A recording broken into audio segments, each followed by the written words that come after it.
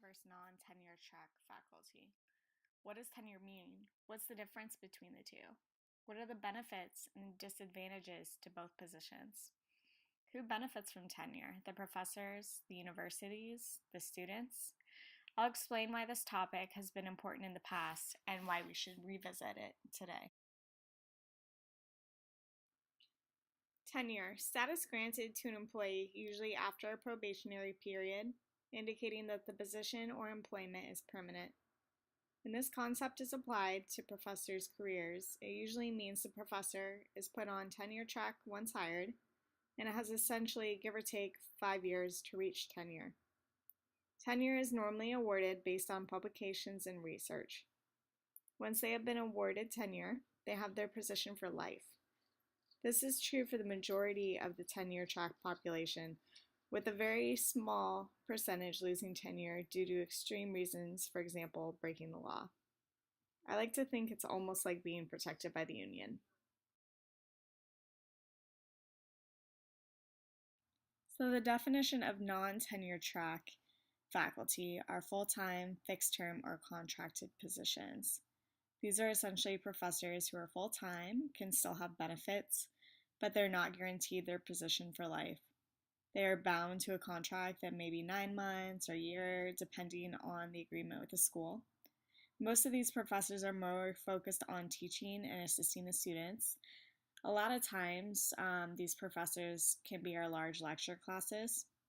And unlike tenure track, they don't need to focus on research. They only need to focus on teaching and service. Non-tenure track comes with the uncertainty of how long the professor will be asked to teach at the university. There's no guarantee that they will have their position once their contract is up. Other titles for non-tenure track could be instructors, lecturers, adjunct. Here at ASU, we call them clinical faculty. Sometimes they can even be visiting assistant professors, which are professors visiting from another school but agreeing to teach for the semester at their host university. Another important definition I feel like I need to share with you is academic freedom. A scholar's freedom to express ideas without risk of official interference or professional disadvantage. This concept essentially established tenure. It's the idea that professors would not run the risk of losing their position for expressing their ideas and theories in the classroom. Think freedom of speech. Many professors, for example economics, might have certain political stances that have to do with the subject they are teaching. This way, the professors cannot be reprimanded for expressing these views with the students. They have the right to teach the curriculum how they think is best, and are able to share these ideas if they feel it will benefit the student. Academic freedom is the foundation of tenure.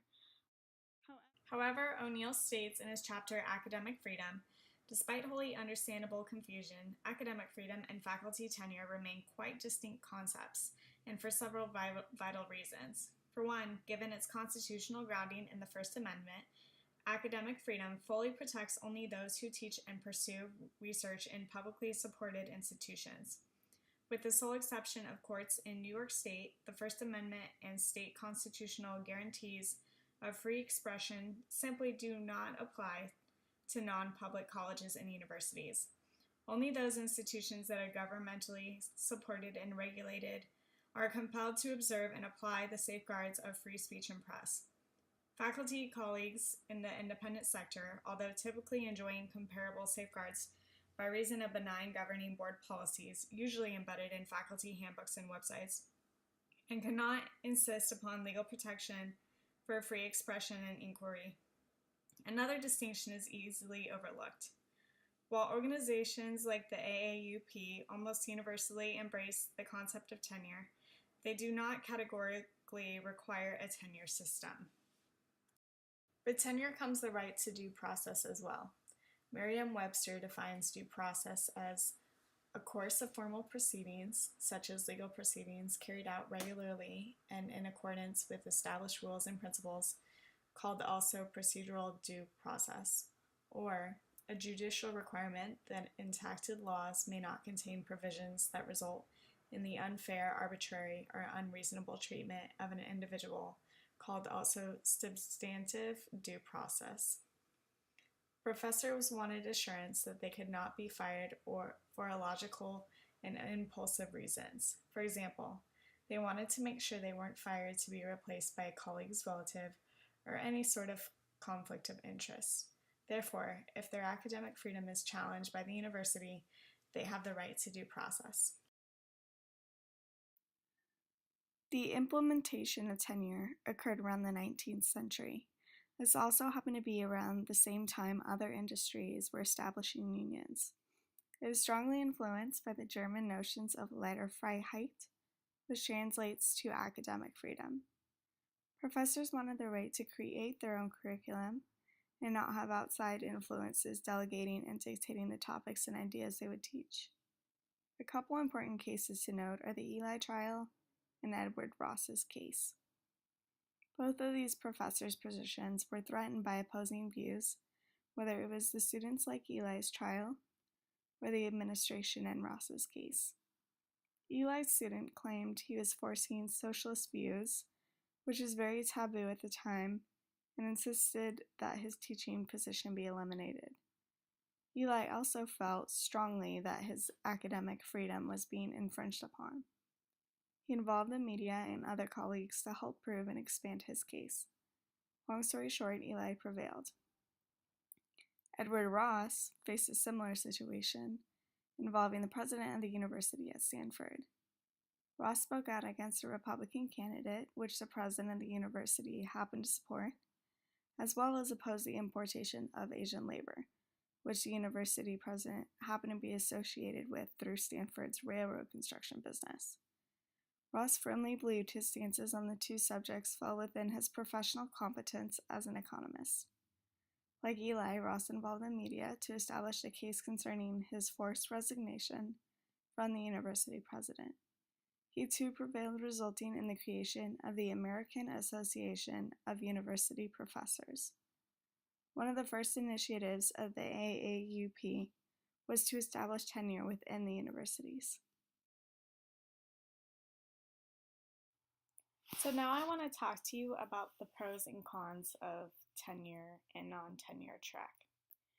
Tenure track pros, obviously, job security, like we've talked about a lot, academic freedom. They also have support for research. A lot of the faculty members have their own research accounts where all of their research expenses can be taken out of and not their actual salary. Definitely better pay and benefits. And they have that reputation, that status. It's kind of the gold standard of teaching.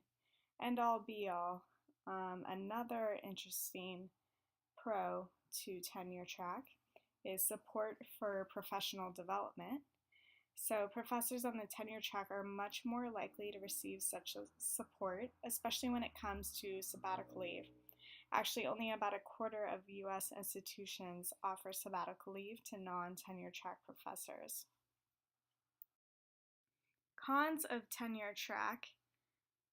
These would include a lot of pressure for first year's teaching, essentially the idea of publish or perish. I'll talk more about that later. Also, tenured is not guaranteed to transfer. It must be approved by a peer university, which is a university that has similar standards and guidelines. For example, if someone received tenure at NAU and they wanted to transfer to Arizona State University, they're most likely not going to accept the NAU tenure just because the requirements are much different. ASU is a much bigger university with different research focuses and projects, etc. Another con to having tenured faculty is the idea that teaching performance quality disintegrates.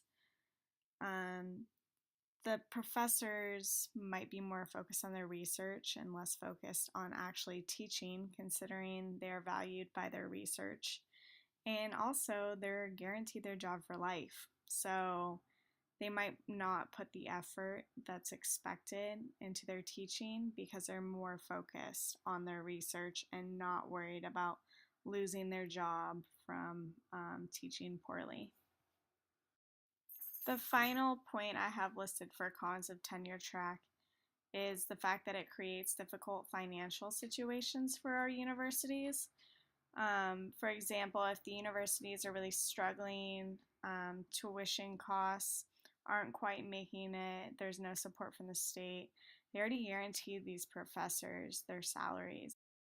Altbach mentions in his chapter Harsh Realities, the tenure system came under attack in the 1970s and again in the 1990s.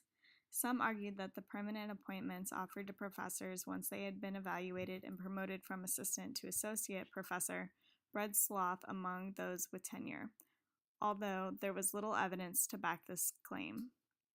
Tenure was also criticized because it interfered with the institution's ability to respond to fiscal problems or changes in the program needs. Professors could not easily be replaced or fired.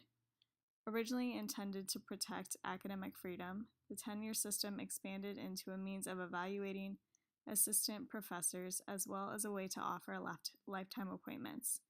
As fiscal problems grew and the job market deteriorated, it became more difficult for young assistant professors to be promoted. Tenure quotas were imposed at some institutions, and many raised their standards for awarding tenure. These measures added to the pressures felt by junior staff.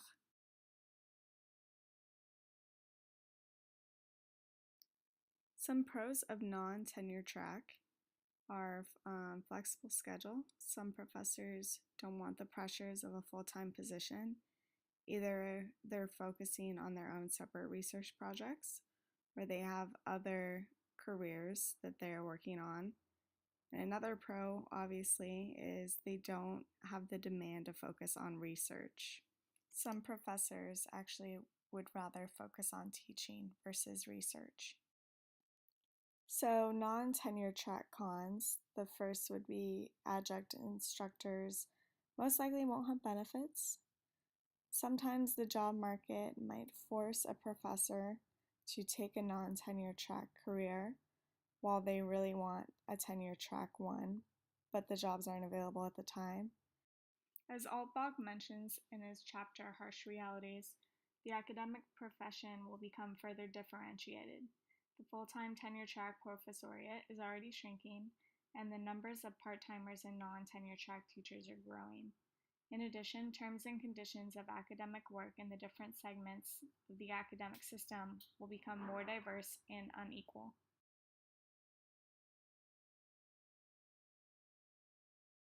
Finally, no voice in governance, hiring, and curriculum. The degree of involvement that non-tenure track professors have on these matters varies widely from one campus to another. From little or no say to complete voting privileges. It really just depends.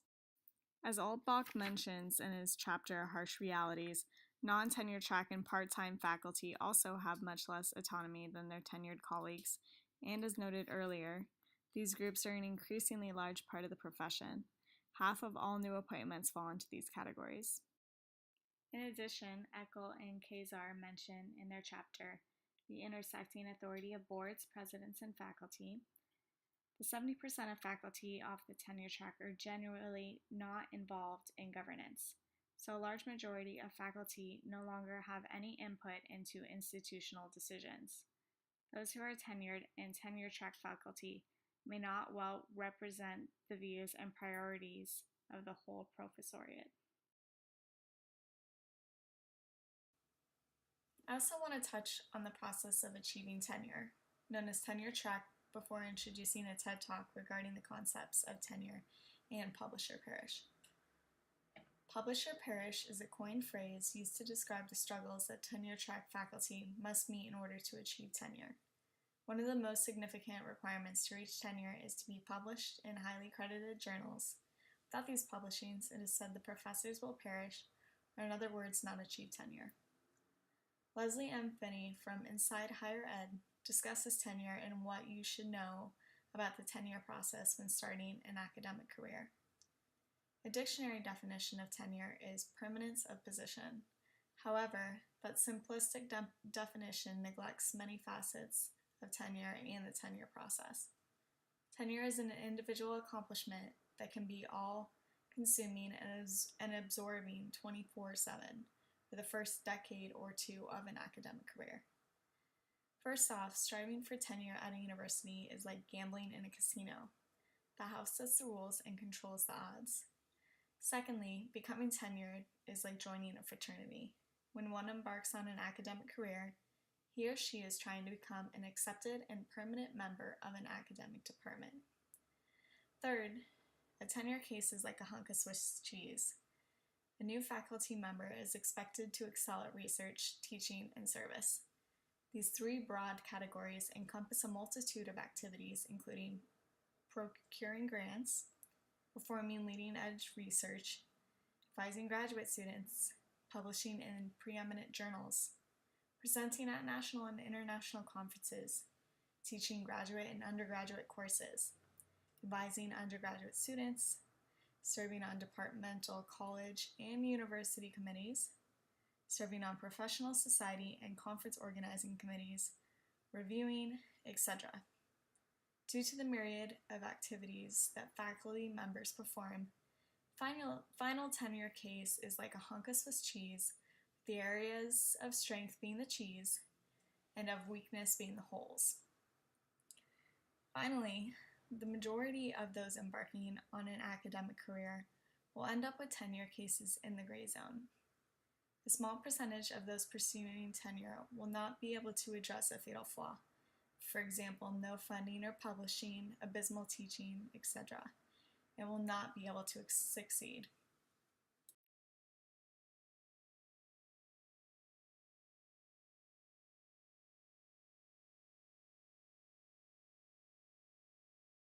I'm in my 9th year of teaching, which means I hear fairly often about how easy it should be to fire me.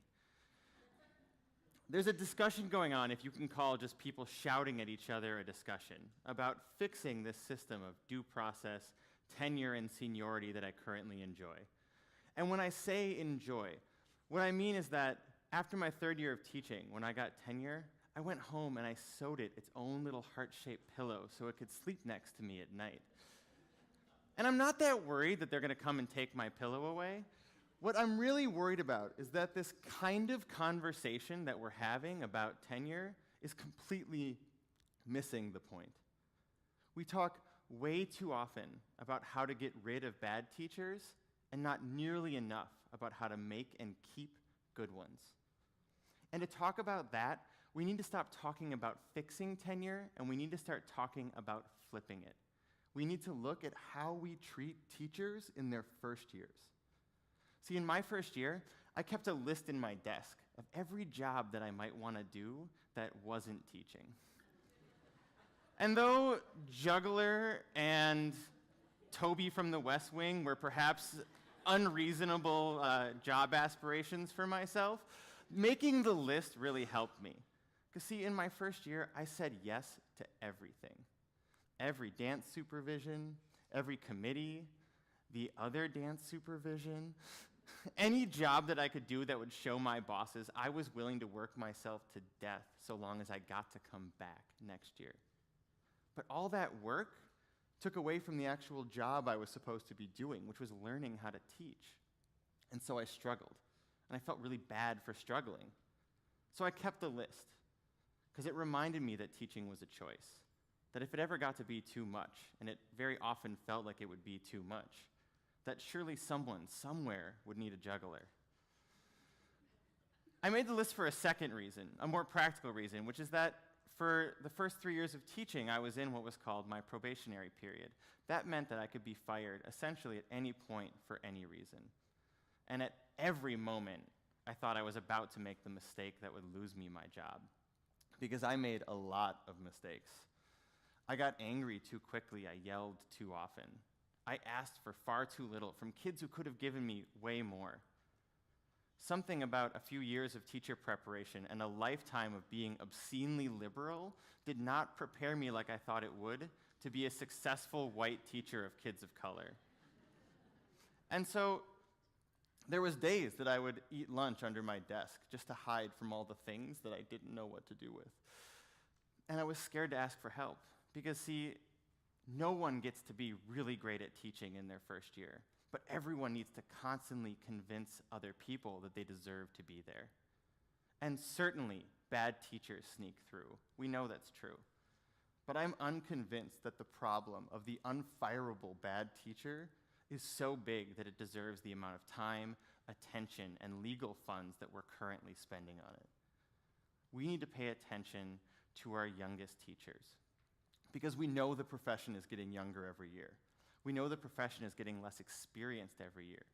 We know that there are good teachers. I know good teachers, potentially great teachers that are leaving before tenure even matters. The first years of teaching still feel like mine did, full of unavoidable mistakes that you're absolutely not allowed to make. We put our newest teachers in some of our most challenging positions, and the penalty for failure is so immediate and so harsh that their mentors are telling them to keep their heads down for the first few years, which means our newest teachers aren't learning to teach. They're learning how not to get fired. Now, imagine what it would be like if we took tenure and flipped it. If our most protected teachers were our youngest. If a new teacher couldn't be fired without first being given the chance to grow when challenged and supported. Districts would pride themselves on only hiring the best candidates and then investing in those candidates for 3 years of mentorship and training.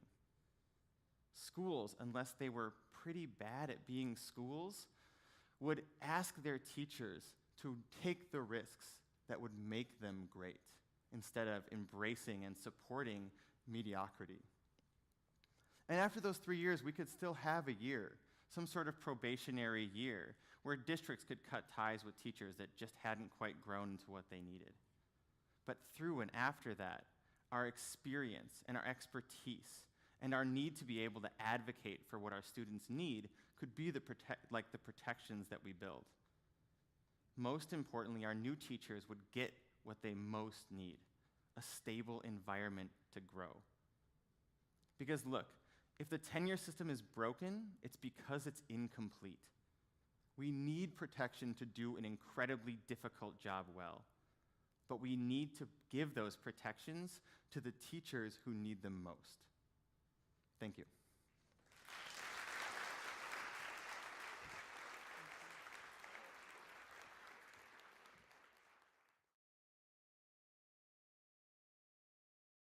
So after watching the TED Talk, what do you think?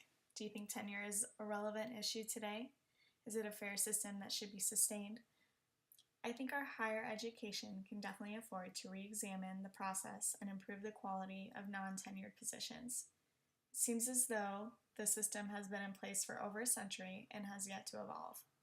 I think academic freedom and protection with due process are very important securities for our professors, but the divide between tenure and non-tenure track needs to be less significant. It shouldn't be so cut and dry. There needs to be negotiation rights for both faculty groups and reorganization within the higher education system. This is Callie Ernst, and I want to thank you for watching my presentation on tenure versus non-tenure track.